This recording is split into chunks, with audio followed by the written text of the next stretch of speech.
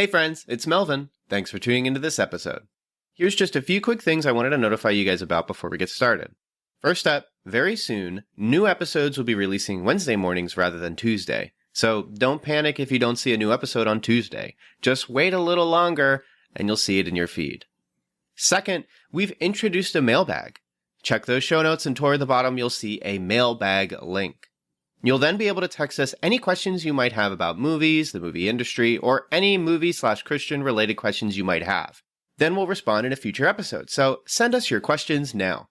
Up next, Patreon polls, which are available to Patreon supporters at the $3 tier or higher, have been updated. Supporters can now suggest films or shows to be reviewed at the end of each month. The two most liked submissions will become the options for the Patreon poll, so if you want to hear us talk about your favorite movie or show, join our Patreon and start campaigning.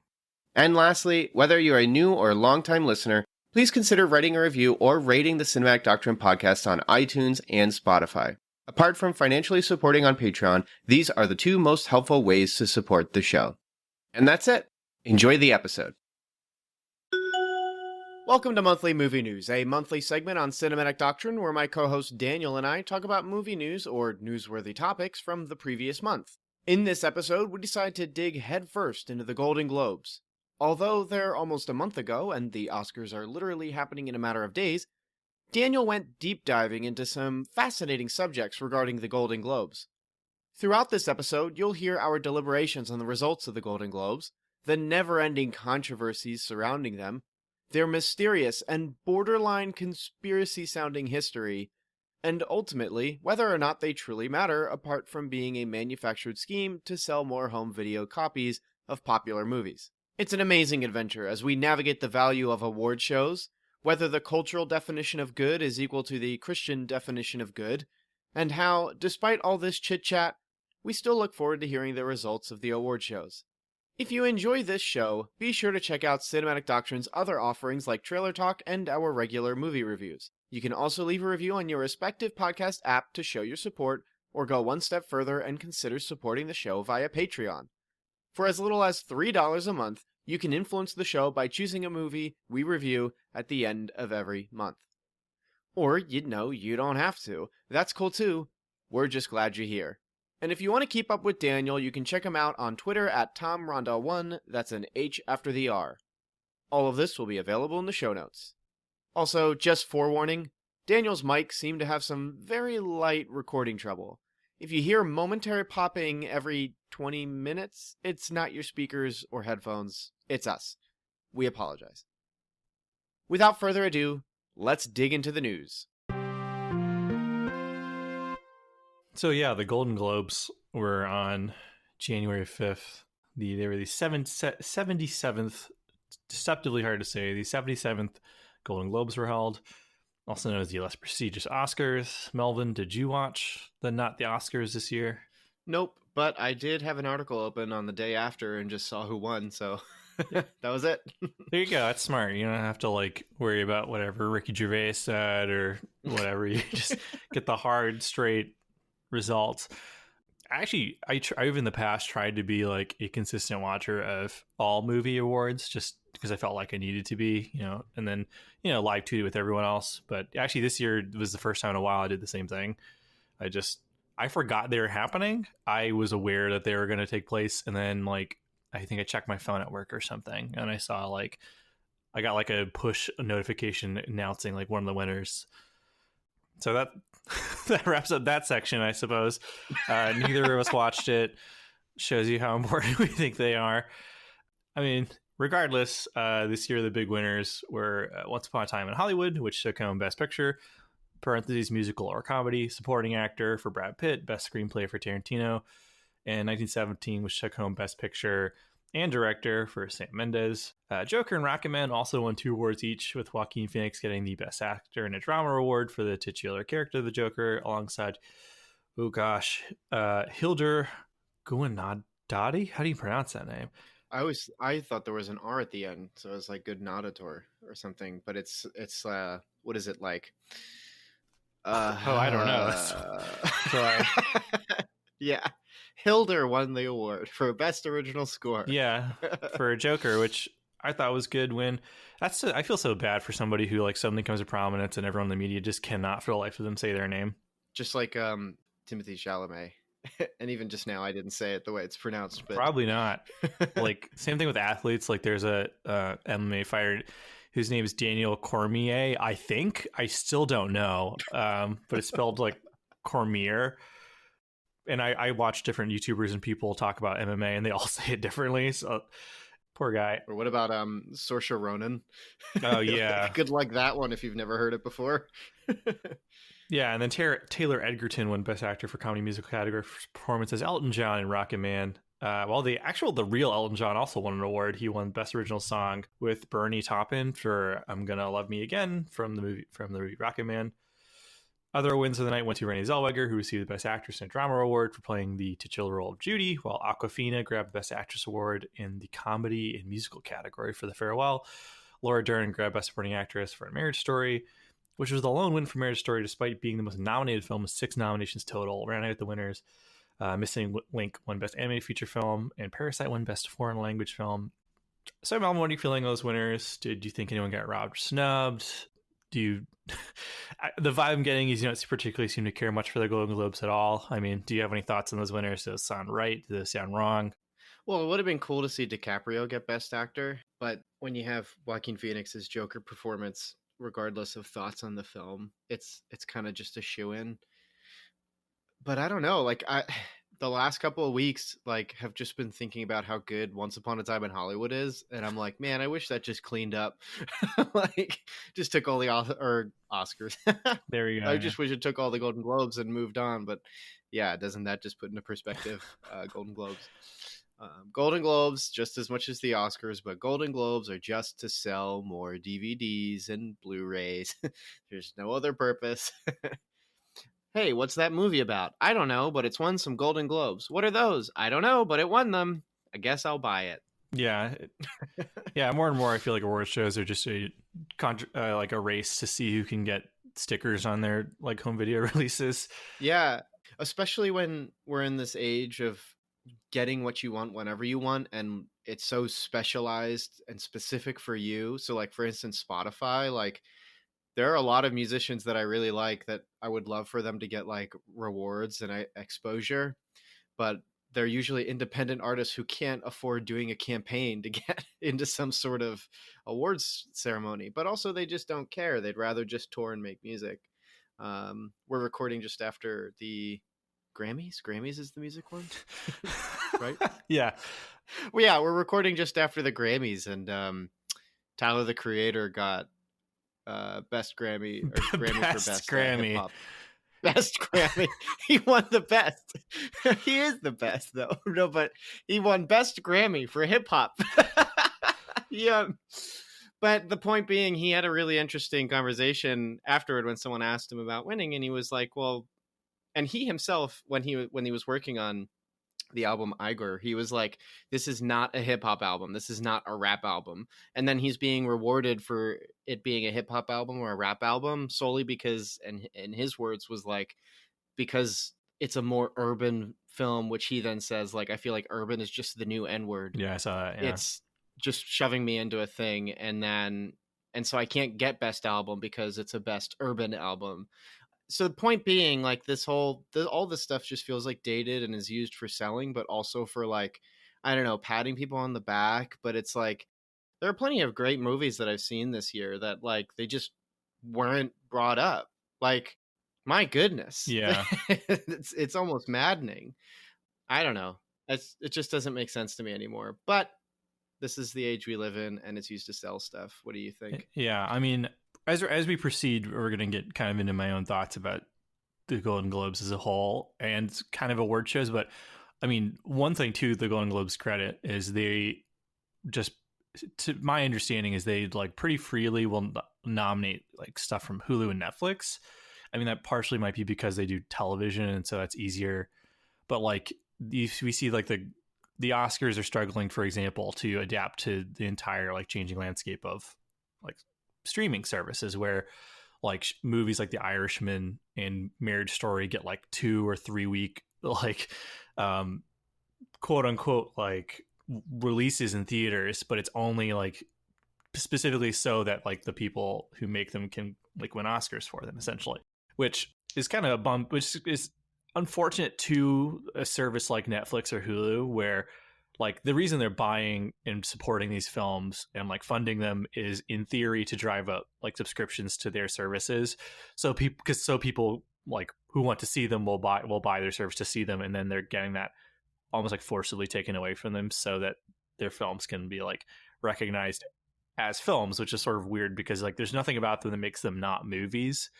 Like there's nothing about Marriage Story, The Irishman that is less legitimate as a film than anything that you can only see in theaters, for example.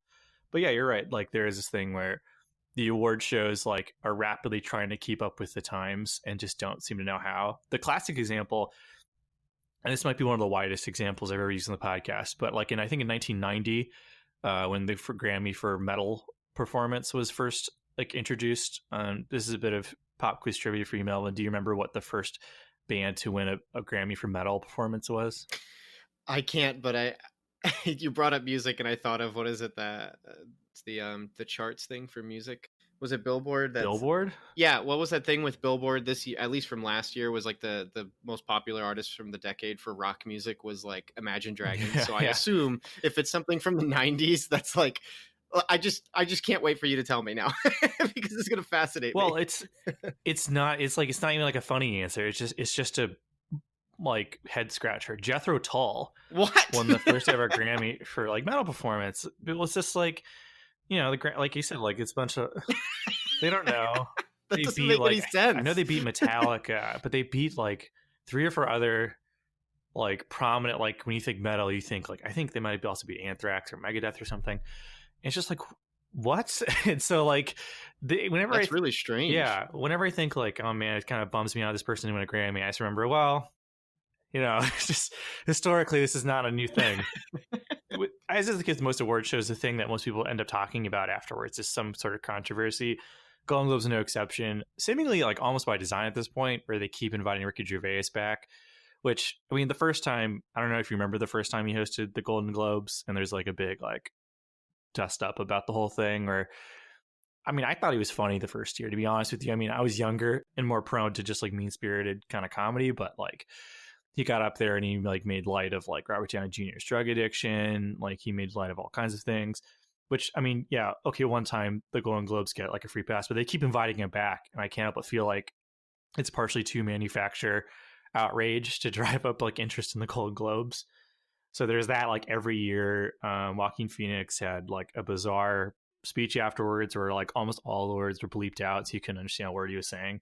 But like as always, the main controversy is about the nominees themselves, particularly why the majority of nominees and winners are typically white males. That seems to be bring up every year.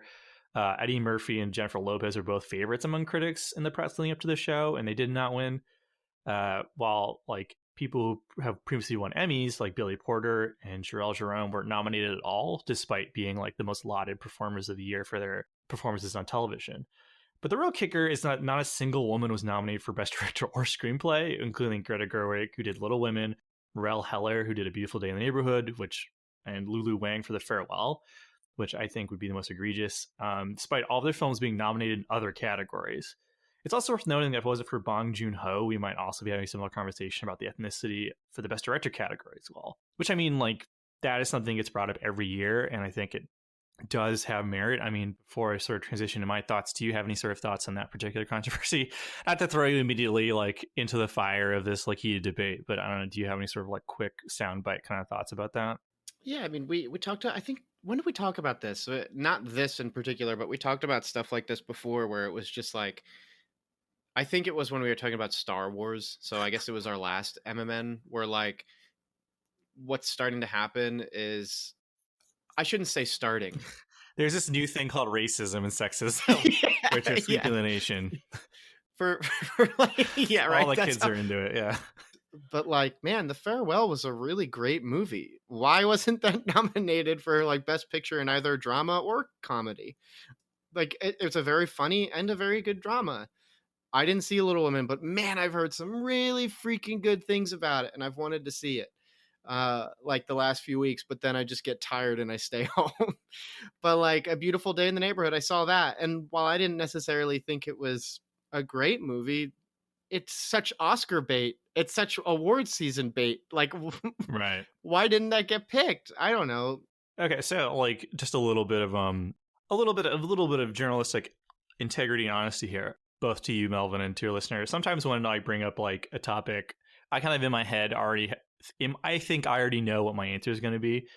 Because initially I was planning on tackling this controversy, and I assumed the easy answer to this would be similar to what remember Brie Larson. She got a lot of flack for comments she made about the idea of like male versus female critics. And while I do think her comments were A, taken out of context, B, I do think she was being like, you know, a little hyperbolic in the moment, particularly within the situation she was in where she was like on a stage in front of people and all that stuff. And like, yeah, the comments were a little too pointed, but she did have a basic point there about how when you watch a movie, you will inherently tend to enjoy or connect with films that just speak to you, where like films speaking to the particular experience of a particular type of person or a person going through a particular type of experience, you're going to connect with that. Like, for instance, like if you had just gone through like a traumatic battle with some sort of disease or fought off against cancer, a cancer drama, like a movie like 50-50 is just going to hit you harder than it would someone who has not had cancer, you know. And that just like bleeds over into how we look at films, where a movie that very much tackles the experience of an African American within America or touches on issues of racism is obviously going to connect better to people who've experienced racism. Like, this sounds obvious, but it seems to really elude people because the talking points people tend to refrain to are, well, who cares? Like, obviously the cream will rise to the top. Like, the best films every year are going to get nominated, which is just kind of like not true. Like, when you look at the Academy that votes in the Academy Awards, for example, the vast majority, just like demographically, are white and they tend to be male. So it's no like surprise almost every year where like the nominees and the films get picked tend to speak to like experiences of like older white males. That's why you get a lot of war films or like Oscar bait dramas or like biopics or biopics, however you want to say it. And I kind of assumed that's what the answer to this query would be, because I was kind of like curious about like looking into like who is voting on the Golden Globes. So pop quiz, Melvin, who are the people nominating and voting on the Golden Globes? Is that public information? I don't even know. It is. This is not a secret. I don't have insider sources in Hollywood. Who are voting on and nominating the Golden Globes? Yeah, I mean, I don't know. Is it individual? I mean, so there is a name for the group. There's a name for the group. Okay, so if it's a group, then I don't know. Because my first thought is, I think in Oscars, it's like you can pay into like if you're recognized as like a critic or like an official in Hollywood, you can nominate through the Oscars. But I guess Golden Globes doesn't work the same way. So the people voting on the Oscars it's the Academy, and the Academy has around about well, that's a future pop quiz question. The answer is the Hollywood Foreign Press Association. Hollywood Foreign Press. The heck is that? Well, I was gonna like pop quiz, Melvin. Who and what are the Hollywood Foreign Press Association? Yeah, I guess all of my authority and clout is just going to vanish this episode. Well, to be fair, and so my understanding of the Hollywood Foreign Press Association is from two things. First off, if you actually watch the Golden Globes, it's the thing, like it's kind of like similar to Oscars. People get up and go, you know, I like to thank the Academy.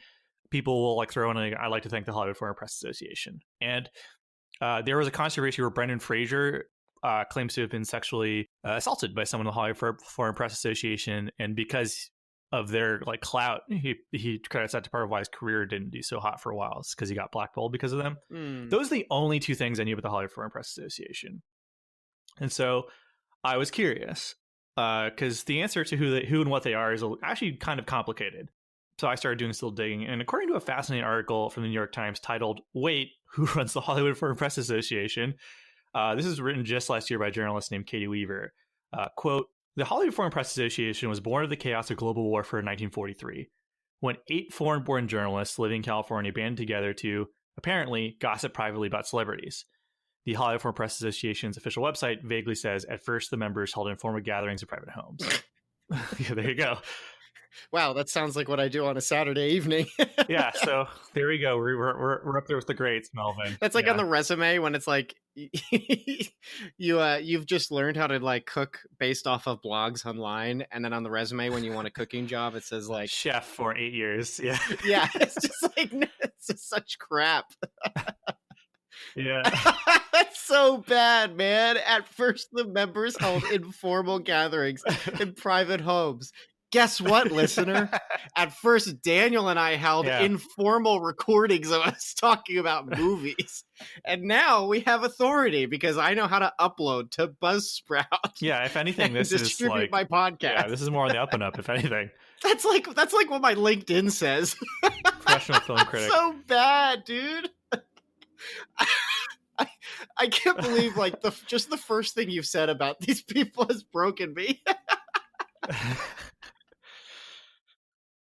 Continuing the quote, the lives of most of the founders remain obscure. By far the best known, Henry Griss, a native Latvian who wrote a lengthy profile on Mussolini's son-in-law for Esquire in 1937, would go on to publish a National Esquire article titled Space Alien Baby Found Alive, Say Russians.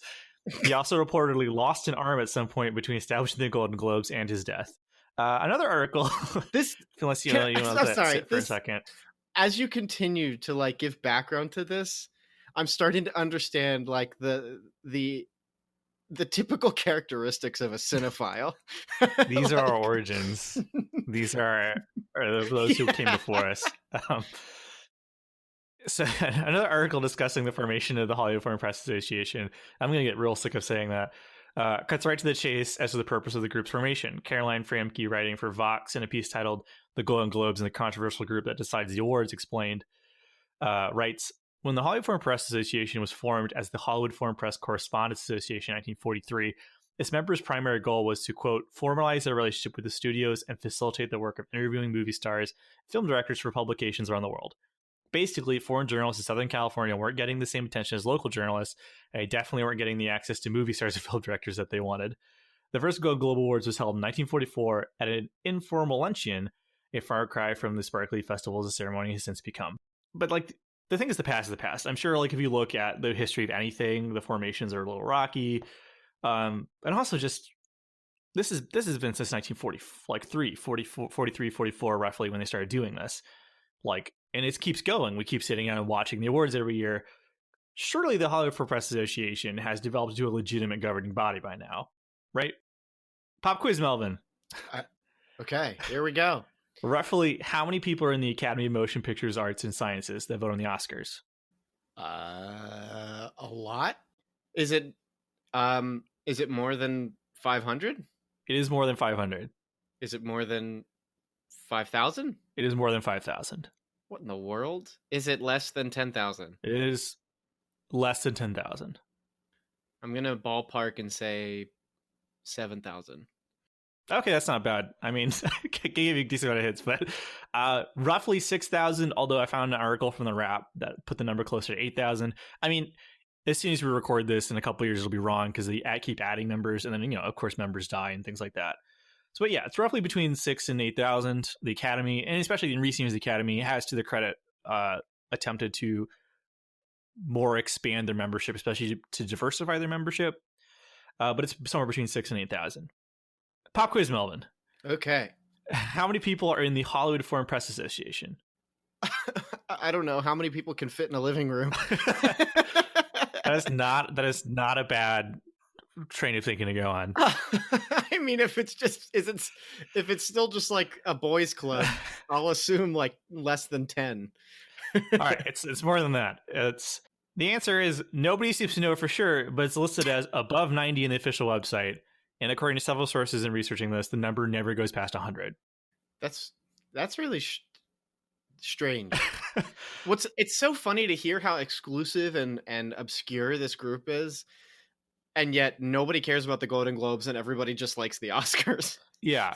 Like, I'm sure there's someone who's listening goes, well, I mean, 90 is not a bad number, but like, let's really think about this. Like, some people in their high school graduating class have more than 90 people. I went to a college that had under 200 people, and I would not think that's a good sample size to decide like massive awards that people take very seriously. Like, I wouldn't necessarily want the Facebook group for that we run, which just hit 400 members, by the way. So thank you, everyone. Hey. I wouldn't necessarily trust our Facebook group to like put together like comprehensive like awards lists either, just because like, you know, that's the nebulous nature of letting people vote on things. And every year it would probably just be a Marvel movie that wins anyway.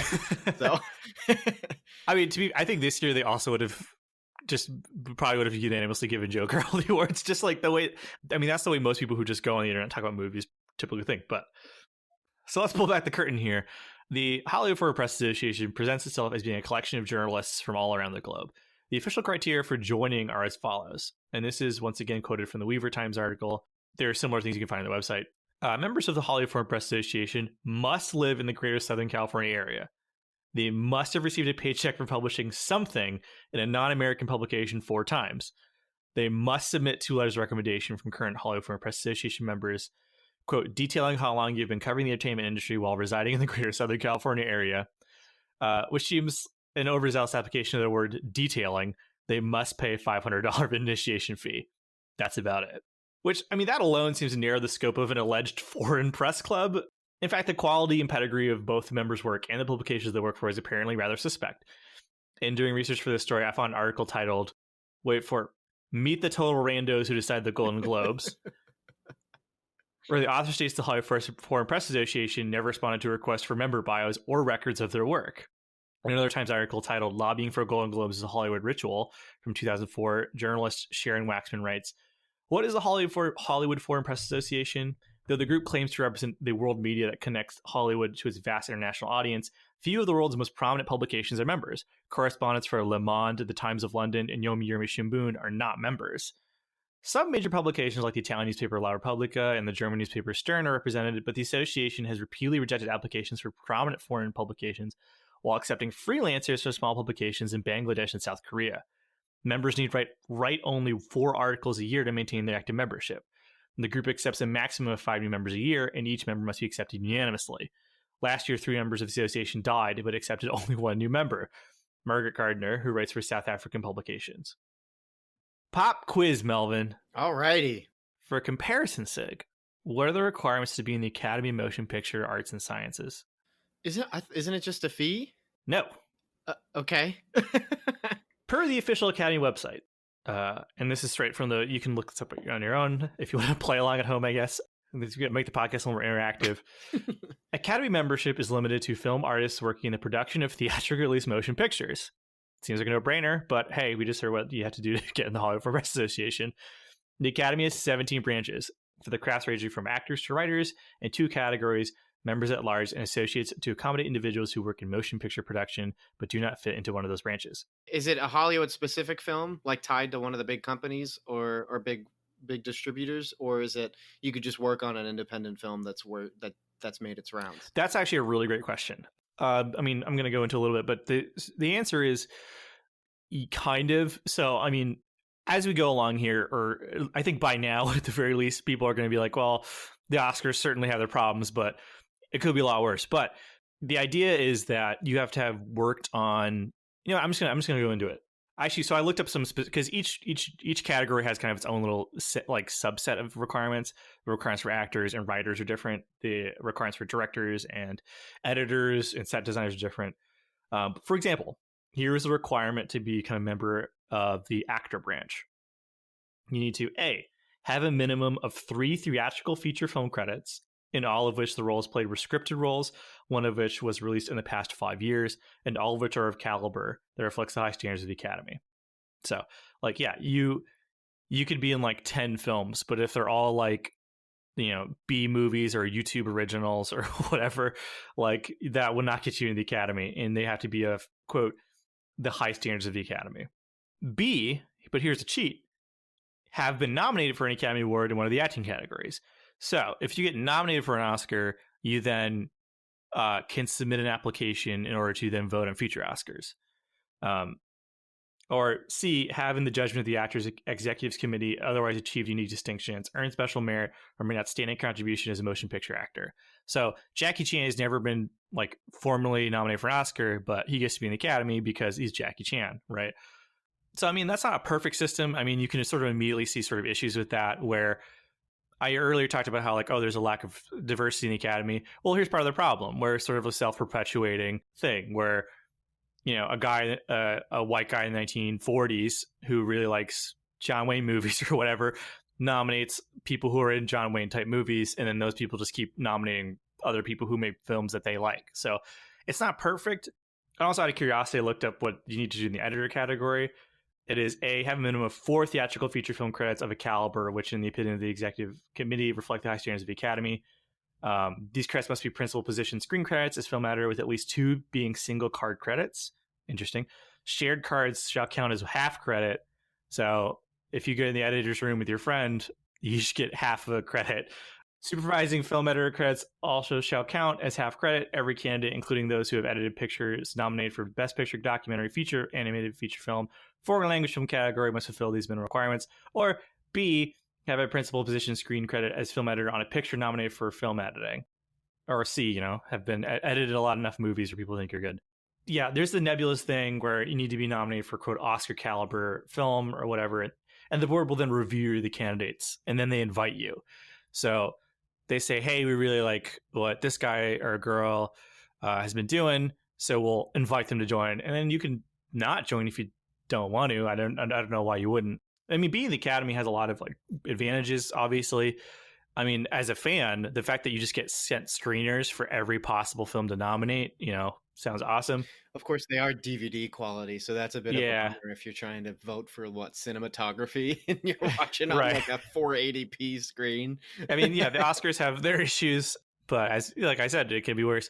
I was listening to the Flophouse podcast that I'm a big fan of, and Elliot Kalin is one of the hosts. He was a former head writer for The Daily Show. He's also in the Academy, and he said that now he got a screener, and it has like the whole like burned into the screen, but it specifically says like his name, so that if it gets leaked on the internet, they know that like it was him. But that would be distracting if I was just sitting there like, and just like I was trying to watch 1917, and there's just like Melvin on the screen the whole time. But I mean, the Oscars, as imperfect they are, they're film people being nominated by their peers.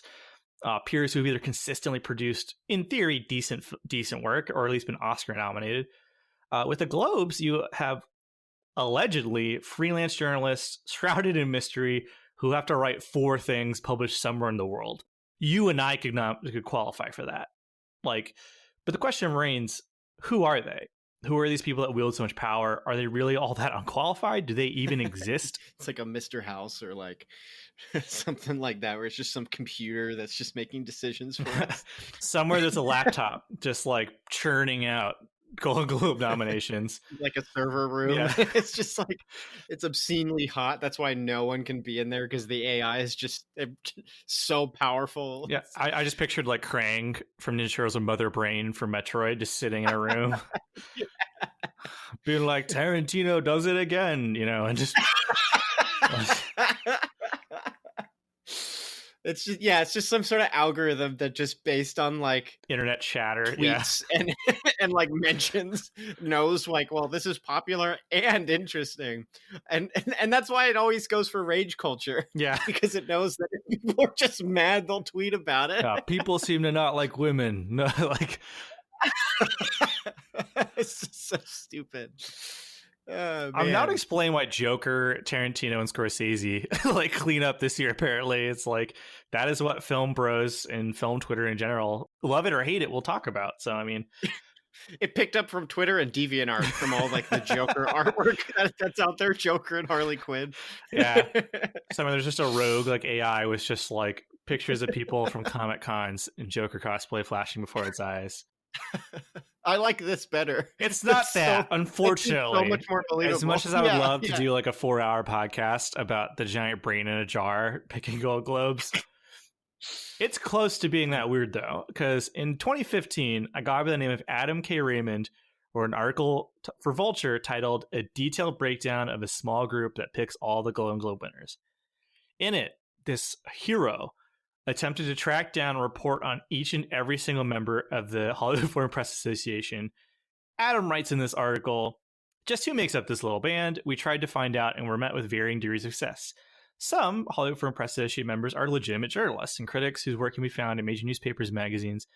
Many more were junketeers who seem more interested in getting a picture with their subject than asking probing questions.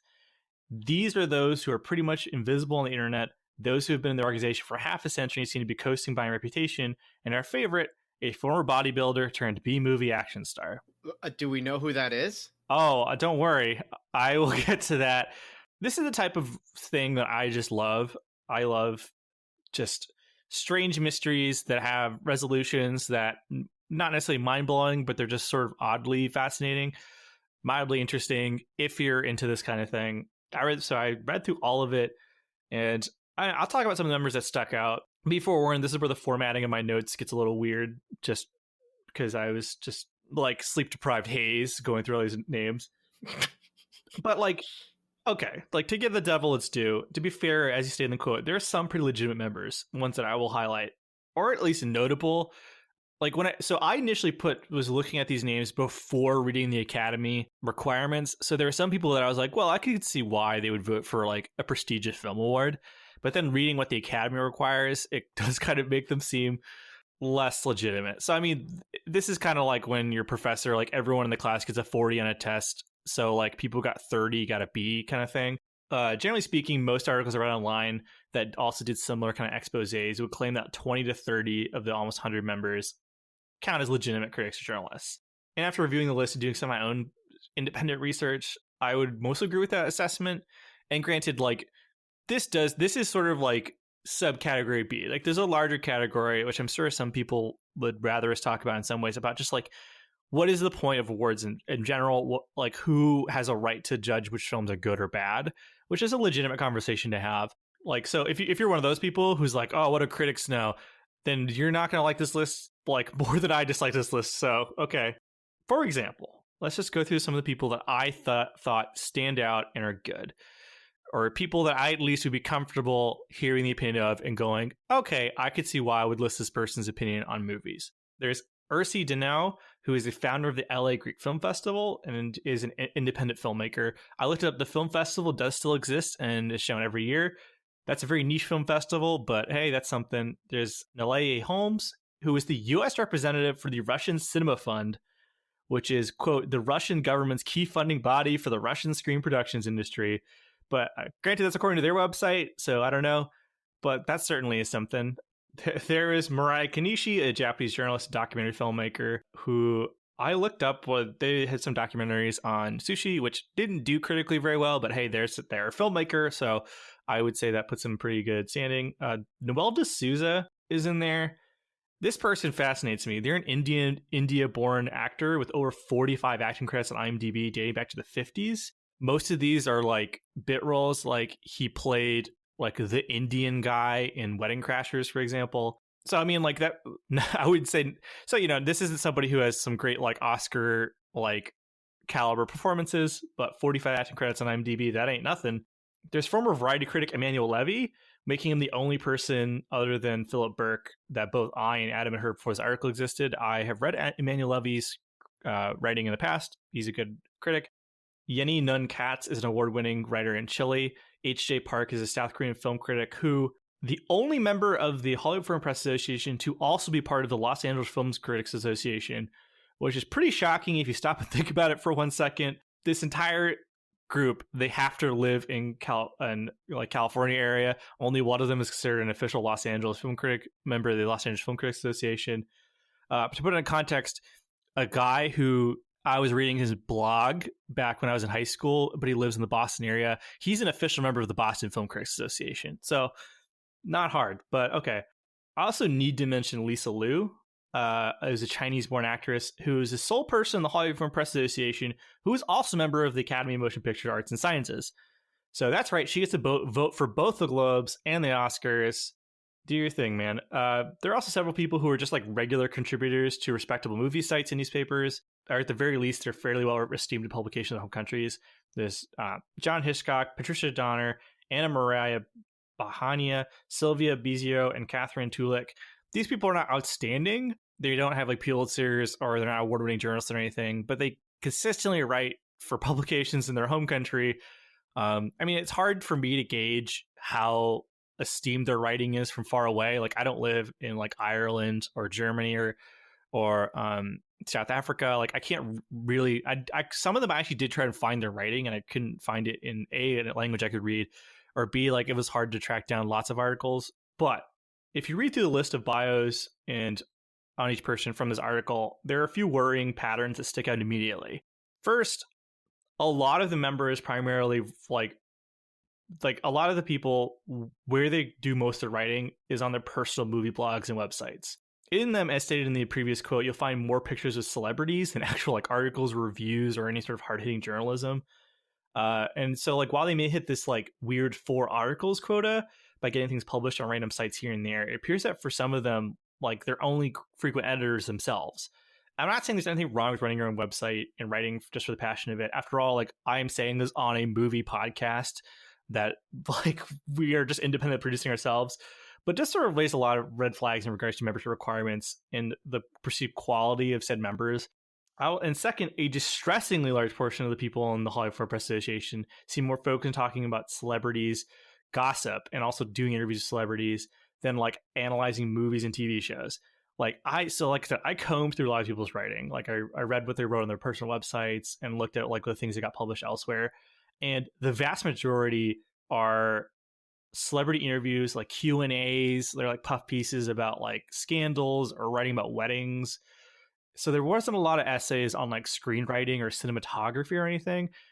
And I was kind of shocked because like when I think of like, if I would say like, oh yeah, he's just some guy who writes on a movie blog, you expect at least for them to be sitting there writing like think piece articles about like why Joker's really awesome or something. You know what I mean? Like I expected at least that level of quote unquote journalism. Most of these people aren't even like writing like high school level, like why Donnie Darko is a cool movie type stuff.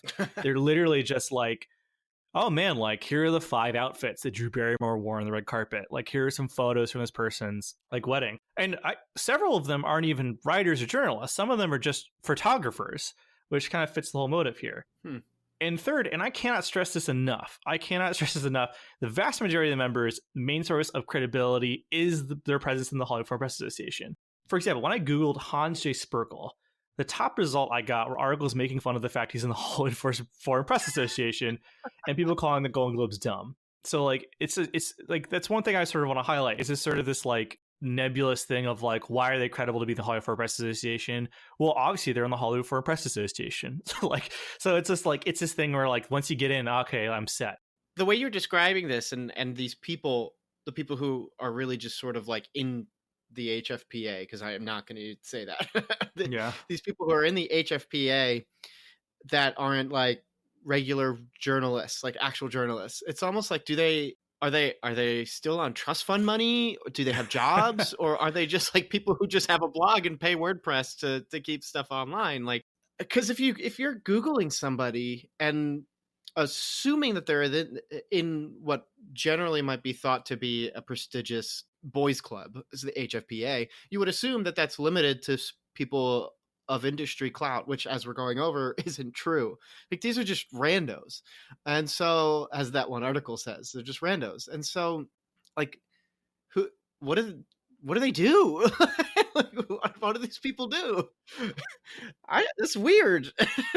When we get to whenever we get to the end of this, I do have like kind of like thoughts as to like this whole thing. Yeah, I love listening to this. This is fascinating. We mentioned the B movie star earlier, and I'm going to talk about him because he kind of sums up what's so weird about the members of the Hollywood Foreign Press Association. And I'm sure that as soon as I said Russian bodybuilder B movie star, most of our listeners were like, okay, who is this guy? Well, here he is. His name is Alexander Nevsky, and he has appeared in several Russian-American co-productions, so I'm sure they're funded by that previously mentioned person. As a B-movie action star fan, I love bad direct-to-video movies starring like former like aging martial artists and stuff. Yeah, going through this guy Nevsky's filmography, it was a real trip for a guy like me. He starred in movies alongside Billy Zane, former UFC champion Oleg Tektarov, who's also Russian, and even in a movie with David Carradine. All of these movies are terrible. Like, there isn't a single one of them that I was legitimately interested in watching outside of like a morbid fascination. There's a really fascinating article on him from IndieWire called titled "Who Decides the Golden Globes? Meet bodybuilder turned filmmaker Alexander Nevsky." It's totally worth checking out if you want to know more about this guy. But like, on the one hand, it's an inspiring story. Like, he is a Russian bodybuilder who had dreams of going into Hollywood. And if you actually read his story, it was this like thing where he had just a lot of like odd chance encounters. But he mentions that part of why he pursued joining the Hollywood Foreign Press Association is it would help him just have connections in the industry. So it's this sort of like, do a favor for me, I'll do a favor for you kind of relationship where like he heard that was a good way to sort of like circumvent a lot of roadblocks that might come up against you, and having the Hollywood Foreign Press Association credentials would help him get more like gigs and things like that. And like I said, he sort of is the perfect example of this, where of what makes this group so interesting to me, where this guy is very tangentially like part of Hollywood. Like, he's certainly an actor, he certainly does movie things, but like there's sort of no checks and balances for the caliber of work he's putting out.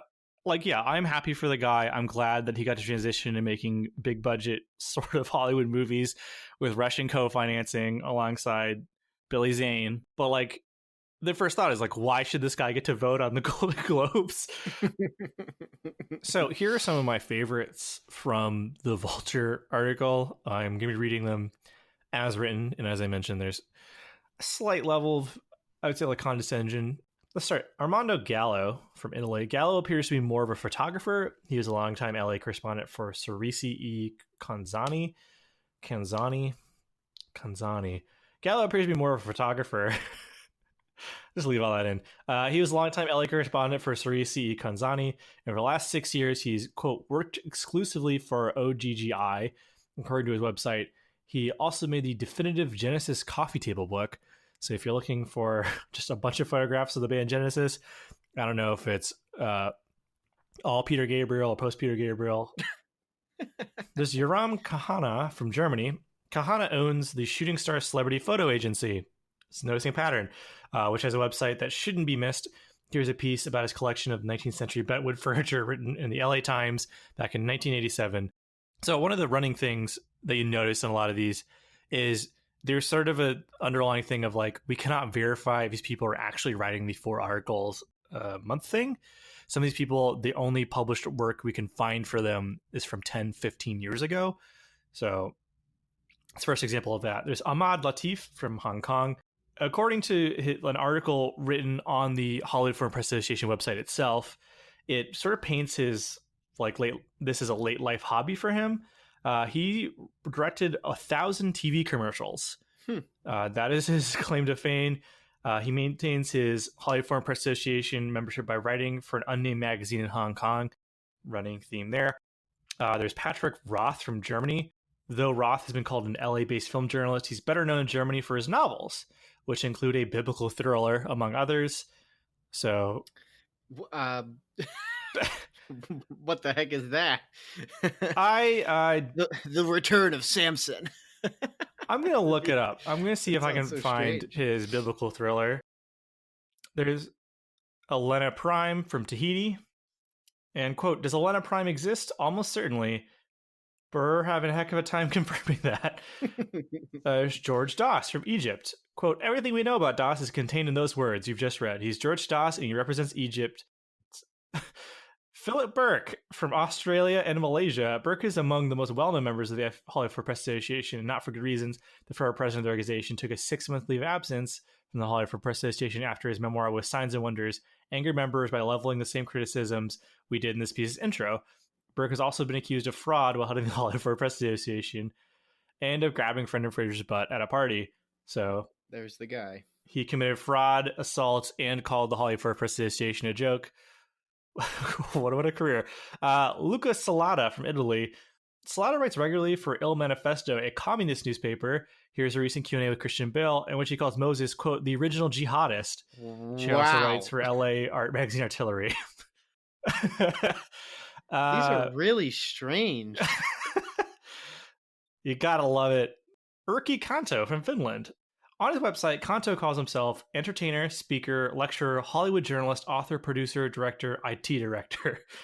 On another, he's, quote, Hollywood journalist, author, producer, director, IT director as well. So he lists himself there in 2 different locations. He also mentions having written more than 1,000 pieces about Hollywood over the years, but it's hard to imagine any of them being as interesting as, quote, this video of him explaining face reading, in which I can't show it to you because this is audio, but it's like a weird YouTube video which I watched of him explaining how to like decipher things about people from looking at their faces, and it's just a still shot of him on a stage. It's really strange. Theo Kingman from Australia, the Netherlands, and Cuba. The current sitting president of the Hollywood Foreign Press Association, as of 2015, has been a member for more than 20 years and photographed many celebrities for publications in a handful of countries. Upon his election in 2013, in our interview with The Wrap, he was quoted as saying that he is, quote, determined to change the organization's image as a group of part-time journalists of little credibility beyond that bestowed by the lucrative television shows. What a goal. What a thing to openly Doing say. a good job. Like, that'd be like if you like got promoted at your job and became boss, and the first thing you said is, I can't wait to make this place like not terrible. Which, like, that's bold. Like, that'd be, yeah. I mean, side note, I actually got hired at Starbucks for like a week. I worked a week, but I was hired for technically a month. And while the person, like, I got hired by one person, they quit, and then a new boss came in between that, and they were showing me around the Starbucks, and we're just pointing out all the things everyone was doing that were wrong with them present. It was one of those uncomfortable, like, here, let me walk you through your workplace thing. So, like, someone was cleaning something, and she, like, pointed at them and goes, yeah, they're cleaning over there. They're not supposed to be doing that. We're going to fix that eventually. For a person just sitting there, wiping the table, like, trying not to make eye contact. Very weird. Here's the sort of those are some of the highlights. Most of them, if you like, a lot of them are pretty much to the tune of, here's this person, they write for this one newspaper, here's a link to their blog where they just post pictures of themselves with, like, you know, Anne Hathaway and Ryan Gosling kind of thing. Like I said, most of them, there's like a nebulous like way of like trying to decipher whether or not anything they claim to have written is written. I'll also say that one of the things I left out is a good number of them also, if you click like into their Twitters or something, most of what they post about is just about the Golden Globes. So there's a couple people where most of like their output, quote unquote, is articles for the Golden Globes website, writing about how prestigious the Golden Globes are. Or one person, their Twitter is almost entirely pictures of them like, here I am setting up the chairs for the Golden Globes. Here I am setting up table placements. Here I am cleaning the toilets at the Golden Globes. Yeah, honestly, like it's one step above that. So like, but like, here's another thing that's really interesting to me. In the Vulture article, there are links to two different news stories about the legitimacy of the Golden Globes and the Hollywood Foreign Press Association. One is a Washington Post article from 1996, and the other is an article from The Wrap from 2011. Both these articles, 15 years apart, describe the Hollywood Press Association and the Golden Globes as a sham award show being governed by unqualified star chasers. So this begs the obvious question. Why on earth does anyone care about these? Like, why are they put on each year? Why do we sit down and watch them? Why do people go to them? Why do the celebrities attend? So, like, as soon as you start, like, reading all this ridiculous stuff, this sounds like a farce from, like, something like a sequel to The Producers or something. You're like, wow, this is so silly. But then there's the underlying question of, so why does this happen? It's almost like it's a giant joke that everyone's in on. So why does this keep going every year? So to begin, NBC actually bankrolls a large portion of the proceedings. In 2018, they inked an 8-year deal with the Hollywood Foreign Press Association for the exclusive broadcasting rights to the event, paying them an estimated $60 million a year. Holy cow. For comparison, right, that's a lot of change. For comparison, ABC gives the Academy Awards $75 million a year for the Oscars. So a strange lack of disparity between those two. Daniel Holloway, writing about the deal for Variety, explains the decision thusly. In an era where broadcasters are putting an increased premium on event programming that drives live viewing, the Globes have been a standout performer, even as ratings for the other award shows have declined in recent years. The 2018 Golden Globes telecast averaged a 5.0 rating in the 18 to 49 demo and 19 million viewers, according to Nielsen Media Research, drawing more viewers than any other telecast in the previous 10 months. A recent article from Deadline wrote that the Golden Globes are the second biggest award show franchise, beaten only by the Oscars. You're good. I just bumped my mic. That's a good way to my pop filter. I don't know why.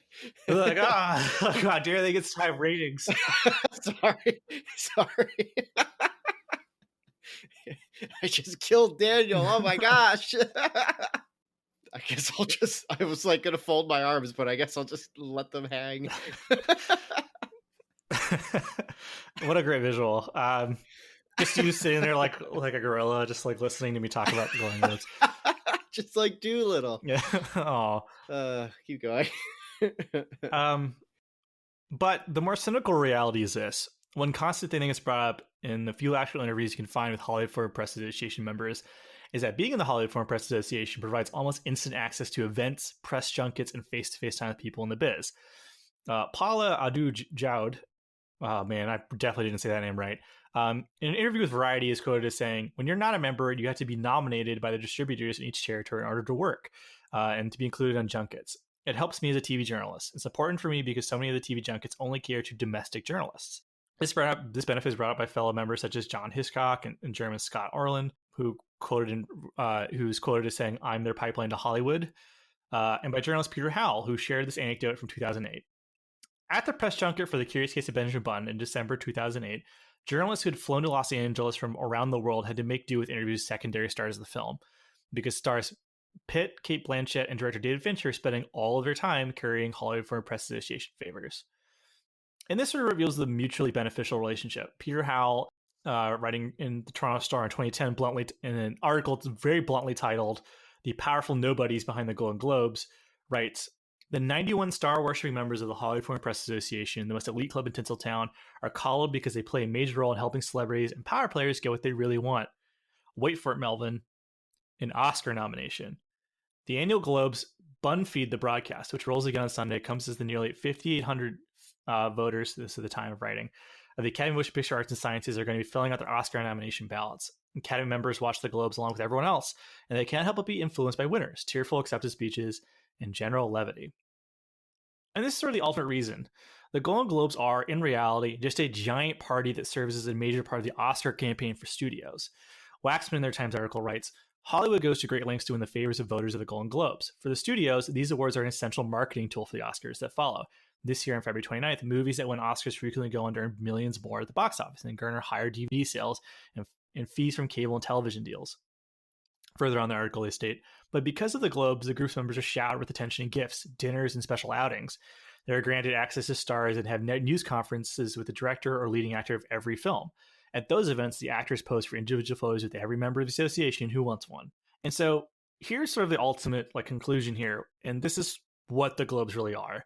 It is this perfect marriage of starry-eyed journalists who want to rub elbows with celebrities and studios who will gladly send gift baskets and pay for fancy dinners, along with providing exclusive access to stars in order to drum up more buzz for their movies. NBC gladly pays for the ratings because, TV ratings are just declining everywhere. Very few things get people to tune in live. And the studios and actors play along for the press and the buzz, and small-time journalists enjoy the benefits. So you get people who just want pictures of celebrities for their blogs, who would suddenly get to get up close and personal with George Clooney, with Matt Damon, and then the studios then cater to these people who really just want to be one of the in crowd. Some of the things I was reading included things like for Seabiscuit, all the people in Hollywood Foreign Press Association were sent special scarves. Some people get flown out for exclusive screenings. In some cases, they'll set up a private screening at their home, fully pay for the dinner, for everything. And so all of these quote unquote powerful nobodies get to feel like they're big shots in the big leagues. And in exchange, studios get to help their Oscar campaign and hopefully drum up more buzz for their movies. And so that's ultimately what this is. It's a giant commercial. It's a giant sham, but everyone involved gets what they want. Where as much as I'm sure it pains someone like Christian Bale to sit down with somebody who calls Moses a jihadist, he has to do it because that's what the studio wants him to do as part of the Oscar campaign. And so the studios are happy, the Hollywood Foreign Press Association is happy, NBC is happy, and everyone involved knowingly thinks this is stupid, this is pointless, but it's part of the job, I guess. So that is the Golden Globes, Melvin. It's frightening to see how massive and big reaching and popular something like the Golden Globes is, only to unfortunately have your cynicism confirmed. I don't like being yeah, the Golden Globes are just to sell and there's no real purpose. All we really care about is the Oscars. And then to sort of step away from that and have that perspective confirmed by research and study and anecdotes and quotes.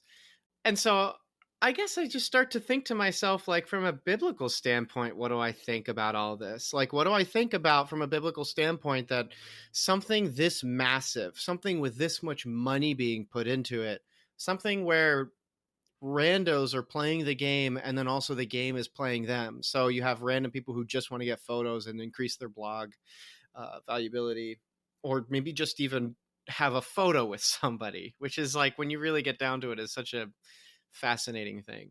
I don't know if I quoted these sources, but several different, like, both like websites, kind of like Vox Media type sites, as well as like articles I was reading, they include some amazing, amazing pictures of Hollywood Foreign Press Association members cozying up with celebrities, and they are as cringe as you are imagining.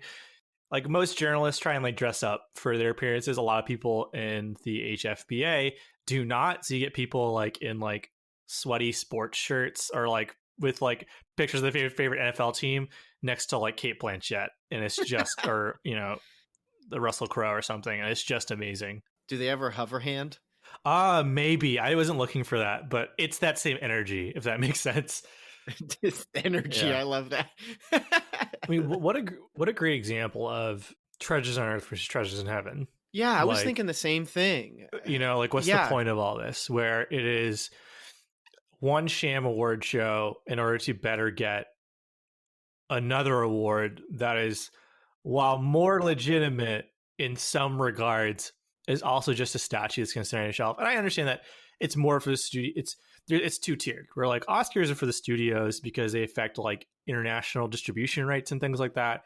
Where a smaller film that might not get access to other territories because it wins an Oscar can like then get released in those categories and territories.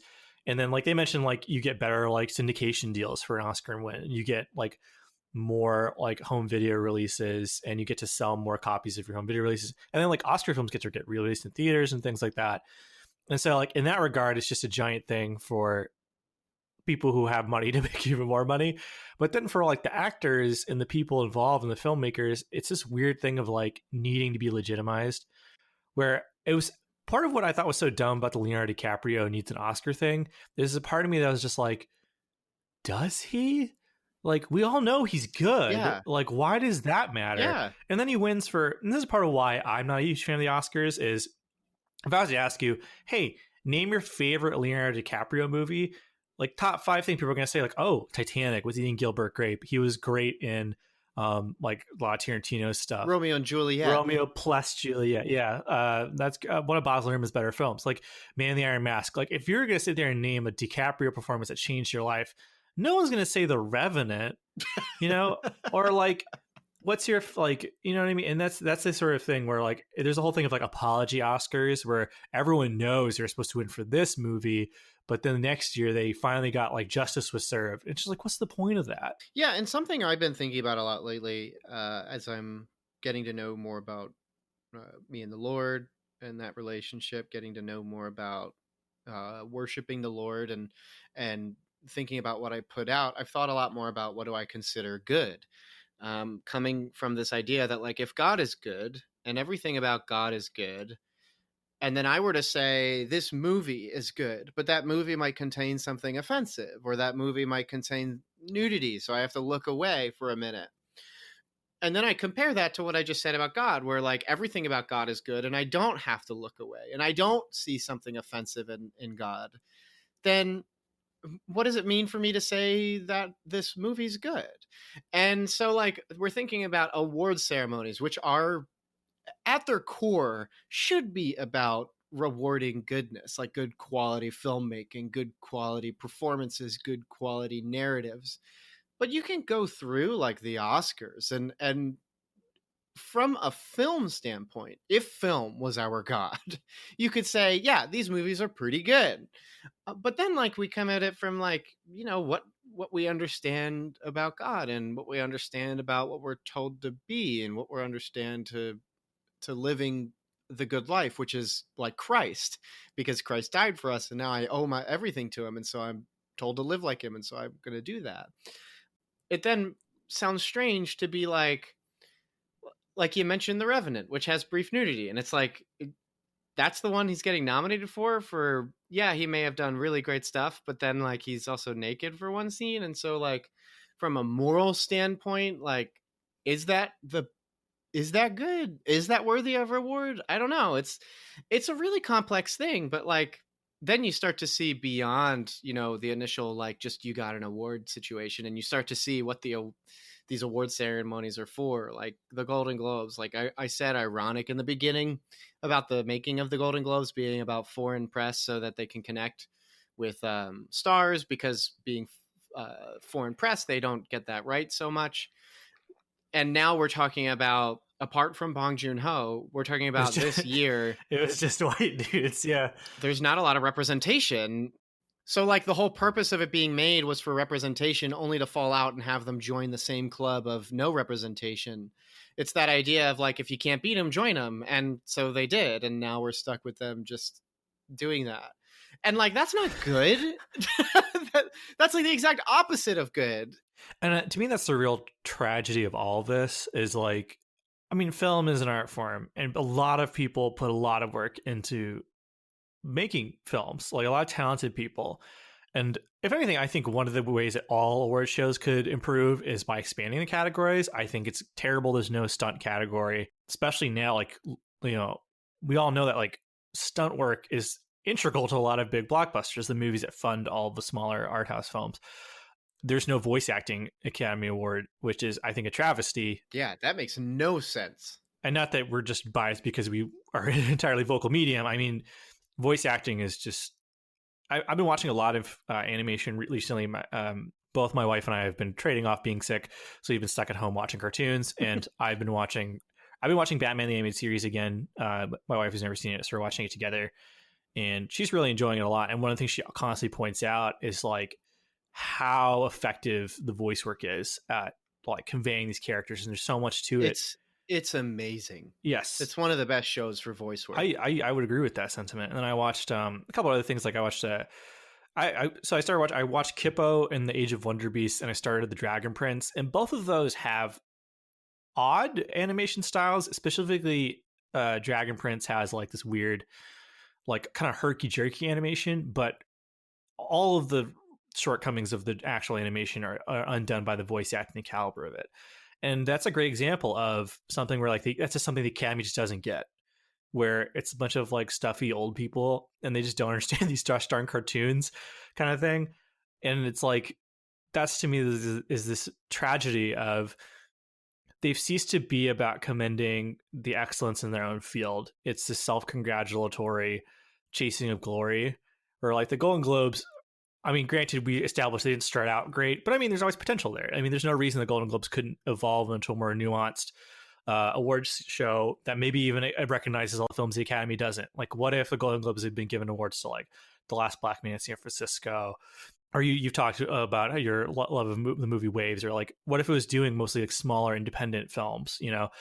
But instead, it's just a bunch of people trying to achieve like the recognition of the Academy. And then one of my main takeaways was I'm so glad that, I know I'm not the one who typically gets religious on this show, but I'm so glad that in order to get validation, that we don't have to go through all of these hoops. Like there's just something so sad about it, where these stars, these people who are artists, who love the art of filmmaking, who love acting, the image of them sitting there, like, just like, I just has a picture of like someone like Adam Driver just sitting in a chair. He's been being interviewed for hours and hours and hours. And there's some guy from the HFF, Hollywood Foreign Press Association, asking him like, what's Scarlett Johansson like? She's real pretty. And he's sitting there and he's like, he's an artist. He's worked so hard to make great films. And he's reduced to this because the studio wants to make more money, because he might be able to make another award, which will then go on a shelf. And it's just like, that's not where, like, that doesn't make Adam Driver a great actor. His worth as a human being doesn't come from like statues on his shelf. You know what I mean?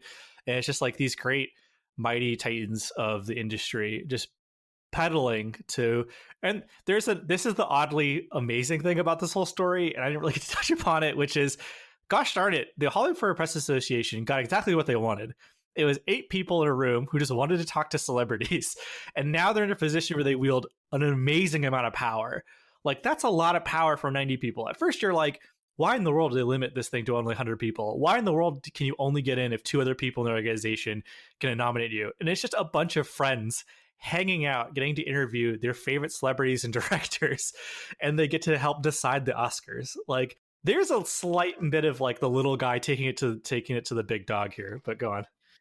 Well, there's like two things. I mean, one, like as we're talking about this, it's the idea of taking kindness and turning it into a commodity. Like the only reason people are being like encouraged through not even through interviews, but just through like a plaque is to sell. Like that's what it is. And something about encouragement is you don't do it for anything other than to be kind and loving. When you start to turn it into a commodity, you create cynicism, and when you create cynicism, you have Todd Phillips over there like, I could do something with that, and goes and makes Joker. So I don't know, it's just really bizarre. The second thing I think about is like, you describe the idea of like it's just a couple of dudes that probably met in a basement, drank beer, and were like, yeah, Ingmar Bergman, man. Yeah. That's what this was. And like, instead of probably wanting to talk to Ingmar Bergman and say like, wow, like the Dance of the Dead scene, like that was great, and you just made that up on the spot. And now it's devolved into Scarlett Johansson, man. Wow, she's great. Like, you just had Adam Driver sit in front of you. Like, don't you want to ask him about like how is he doing with like his military ministry, where he's like encouraging GIs to like express themselves and through art so that they don't have to bottle up all of their trauma? Like, that's a that would be great. You could ask him like, hey, like you've talked about like wanting to do that, and then you also share like difficulties and wanting to watch yourself in movies. Like, have you found it cathartic to then make more movies to express that anxiety? Like, maybe those questions are really personal, but that's journalism. Like that, you ask your guest who's come onto your show, like, are you comfortable with these questions? And if they say sure, then you ask them, and that becomes a lot more interesting than like, what was it like to stand in the same room as this other actor? I don't know. Like, that just sounds bizarre to me. And again, like I fall back on like just how gross all of this is. I recently watched a really good video from someone. Their YouTube channel is called Renegade Cut, and they're a little controversial just because they're unapologetically like very left leaning. Like, but he did a video about the Oscars recently, where his question he asked was like, "Do the Oscars matter?" And spoilers, like his conclusion was kind of, and part of it is just like, I mean, all of the films nominated for Oscars are of some value and merit, like artistically. Like you can't deny that. Like if you look at the list, I don't think any of those movies could be called on all accounts like bad. From like maybe a movie has like isn't like okay like there are certain things about, for example, like, and it's been well documented here, like there are certain things about the Joker that I didn't think quite lined up thematically, but you can sit there and be like, Joaquin Phoenix has put in a bad performance, for example. Like all of the films are of some merit. So yes, there is that level where like the Oscars matter and that they help you recognize some quality of films. But one of the couple of things you pointed out was, first off, the Academy clearly does not recognize all films made every year. Most of the film, like one of the requirements to be nominated for an Oscar is they have to run in a California theater for a certain number of weeks. So that immediately disqualifies most films from like Bollywood or like any international cinema of any kind.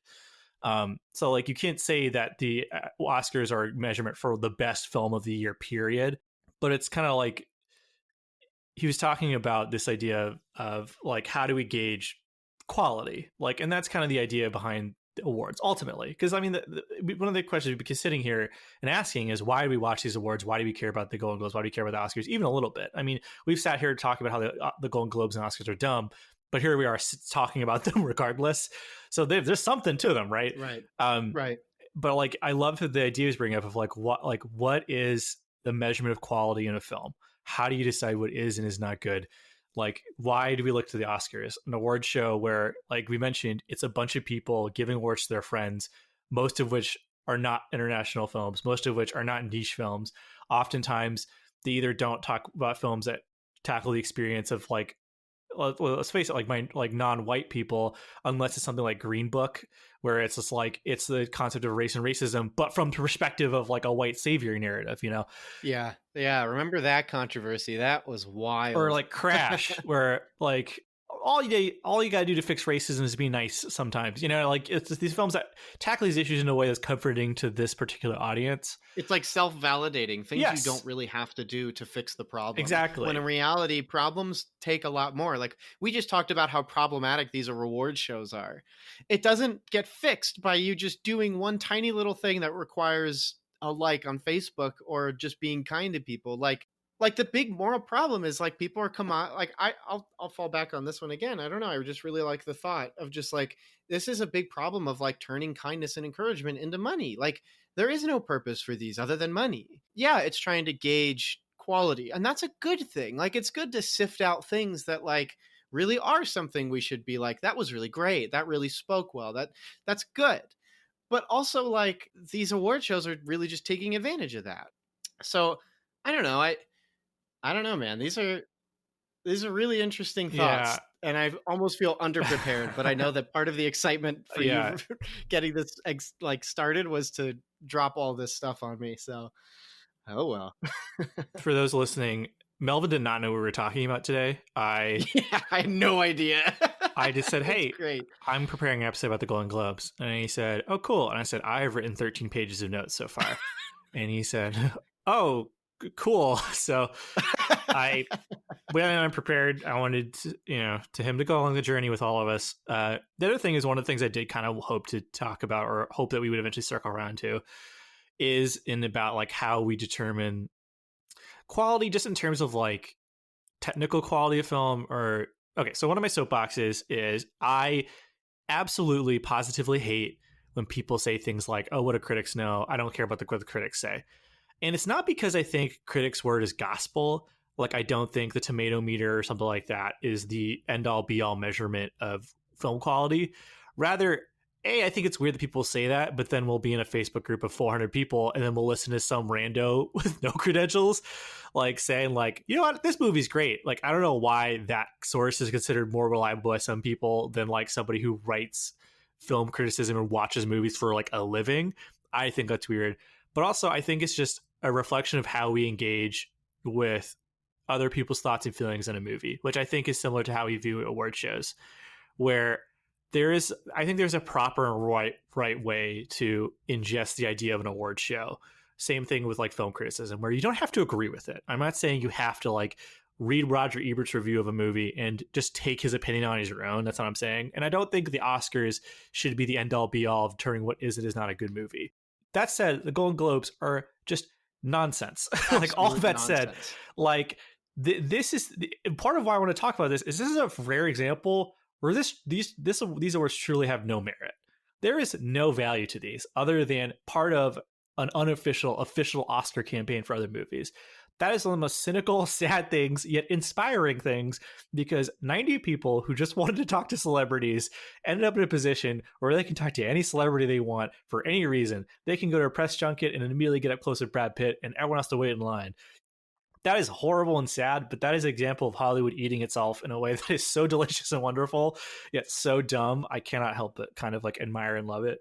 Yeah, and to tie this back around to sort of the whole like idea of the whole like, okay, so what's our Christian read of this situation? Man, oh man, does the word of man have no value compared to the word of God? Man, oh man, does all of the treasures of this earth, all the awards that humankind can give you, pale in comparison to what you can get from the Lord?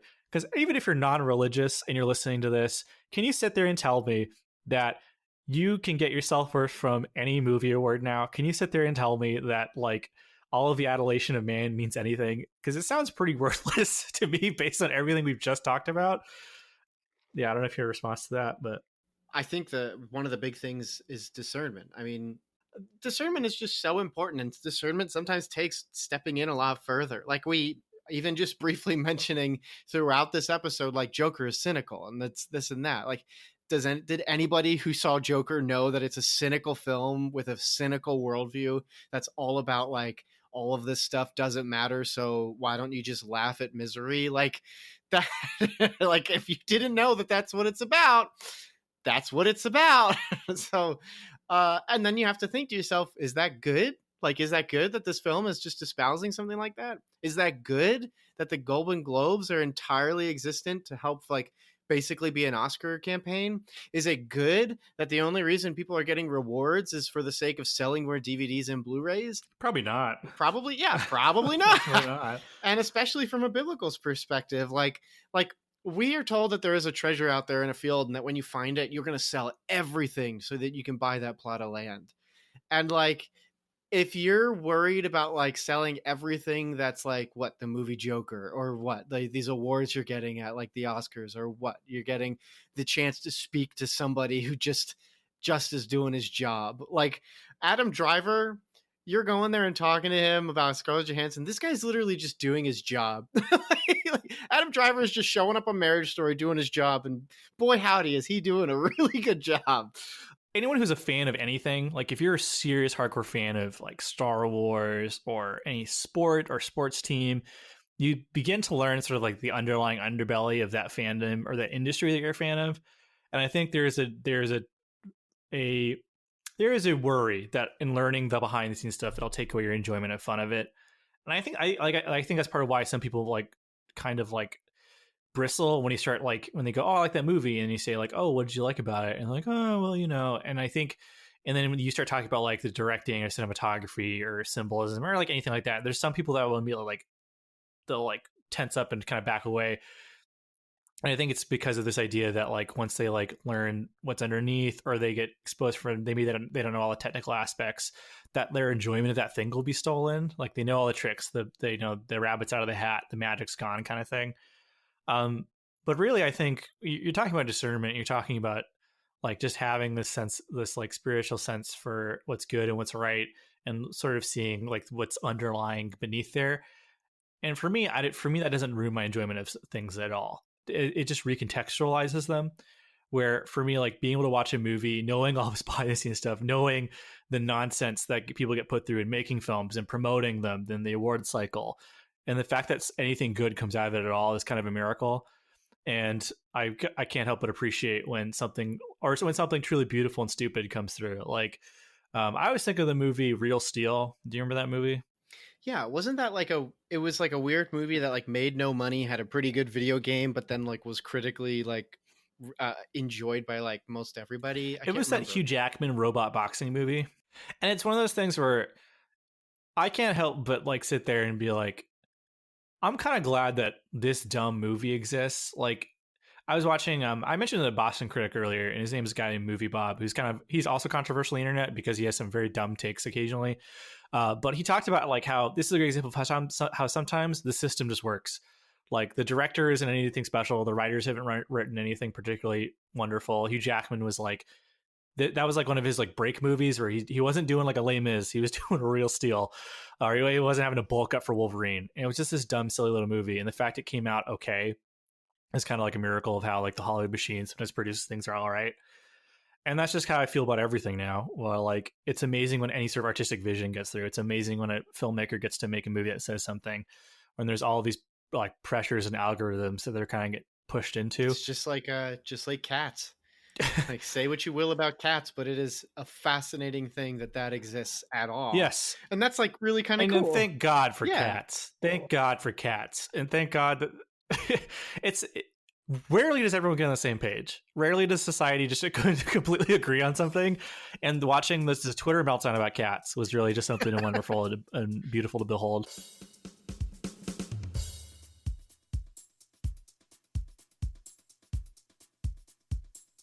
Thanks for tuning into this episode of Monthly Movie News.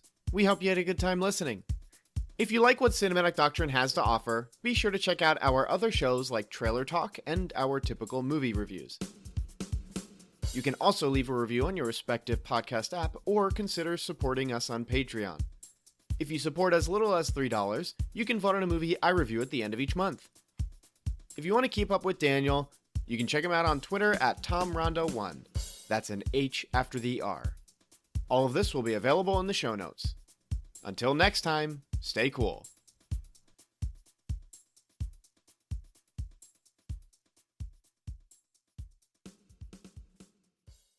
Want some Cinematic Doctrine swag? You're in luck. We've got 3-inch Cinematic Doctrine logo stickers exclusive for Patreon supporters. Perfect for your travel mug or laptop. Head over to patreon.com/Cinematic Doctrine, link in the show notes, and choose the independent theater tier. Doing so will net you other perks too.